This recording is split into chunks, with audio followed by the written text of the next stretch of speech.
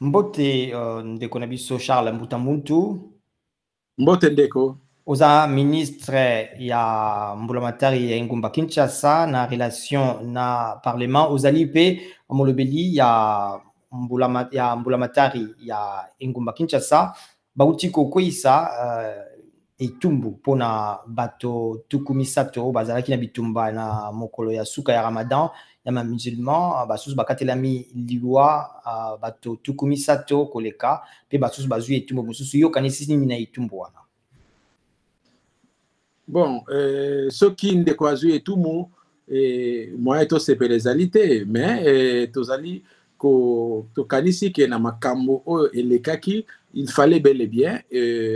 bakatela bango etumbu parce que eza makambo moko esalemi na violence moko inexplicable et surtout na ngonga oyo bandeko na biso ya mapinga na bapolisi bazali na front na est mpona kobundela ekolo kosatake na bango ezali eloko moko oyo tokoki kondima te donc na banzi ke bakolo mibeko basali musala na bango etumbu wana ekosala ke baninga mosusu bazala pe na makanisi wana batika bayeba kotosa mibeko ya mboka. Mais nalingai pe ko préciser que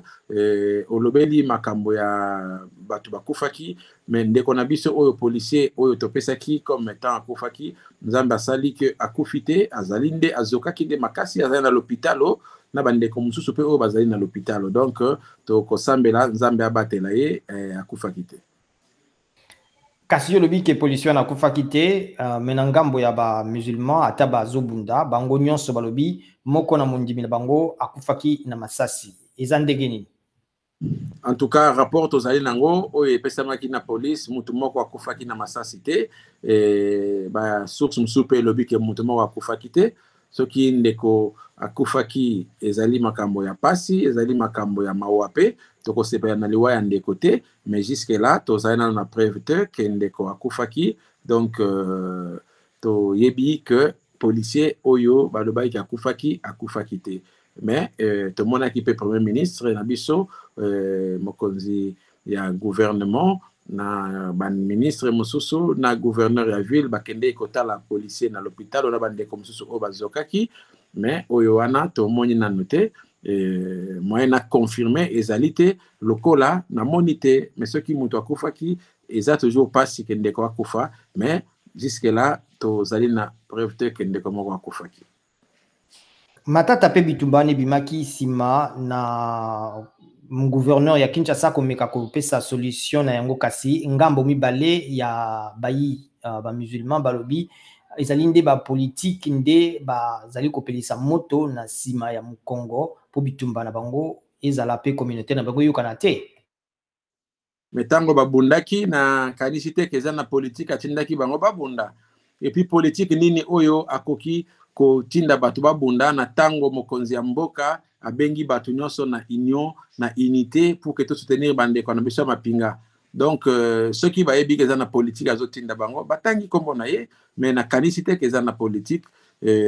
pour le moment to na ndenge bazwaki engagement liboso ya gouverneur ceux qui basalela kango makambo elingaki ezala te donc na kanisi ke bazali bandeko et puis bazali pe bato basambelaka donc il y a toujours possibilité que ba trouver solution bakoki ko trouver solution ceux qui bolingo ezali ceux qui chaque mutu a se dépasser batali intérêt à communauté batiki ba intérêt personnel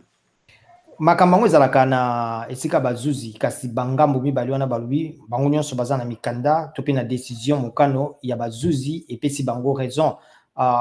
kasi na sima nango balobaka ba politique nde bazopelisa moto bino bolobini bazuzi bakoki kopesa jamais raison na bato mibale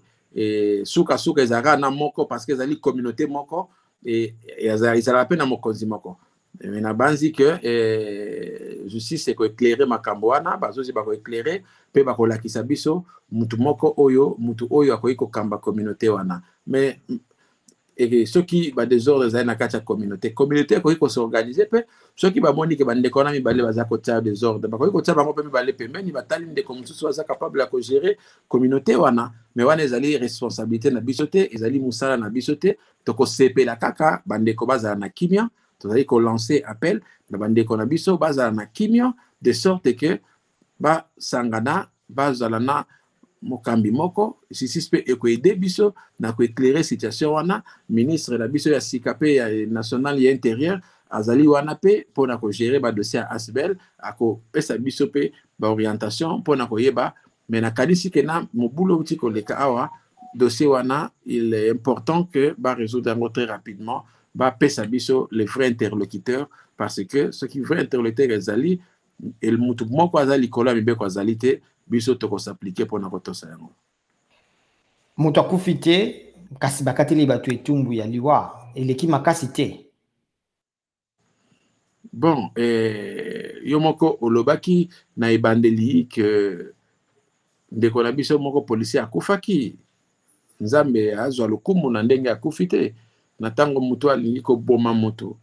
na ntango moto azobebisa banani wana ngai nazali zuzi te me nayebi ke bazuzi na biso bayebi mibeko e ke oyo bapesi komo etumu yango nde ekomami na mokanda ya mibeko. Bobandai mosala komeka koyokisa bango mibale ebimi na bitumba kasi bokokende nango ti wape suki wana? Non, oyebi ke kimia balukaka yango kaka mutu moko te akosepela na mokili ke amona bandeko bazobunda mutu moko te akosepela amona bandeko bazobunda donc tokolemba te na koluka kimia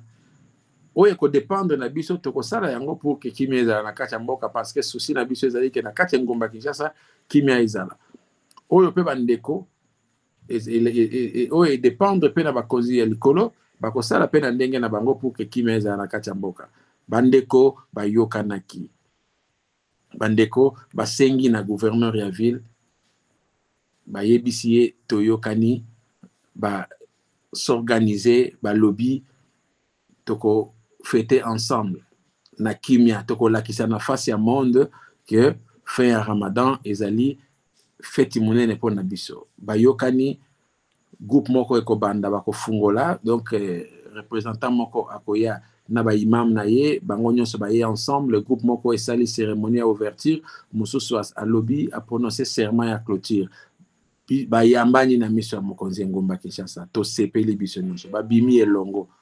bino na biso to yebite nini esalaki lisusu pour que au lieu que jour wana basepela na kimia toyoka ke matata ebimaki donc basala effort bayokana et puis problème wana ezala résolu une fois pour toutes pour éviter que désordre ezalaka donc quel que soit les problèmes ezala lit na bango ya influence ezala lit na bango violence wana ezali injustifiée ezali ko s'expliquer te ezali condamnable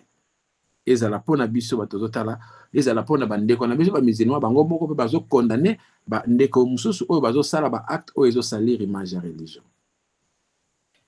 Kasi yangwana bazo funda ba politique po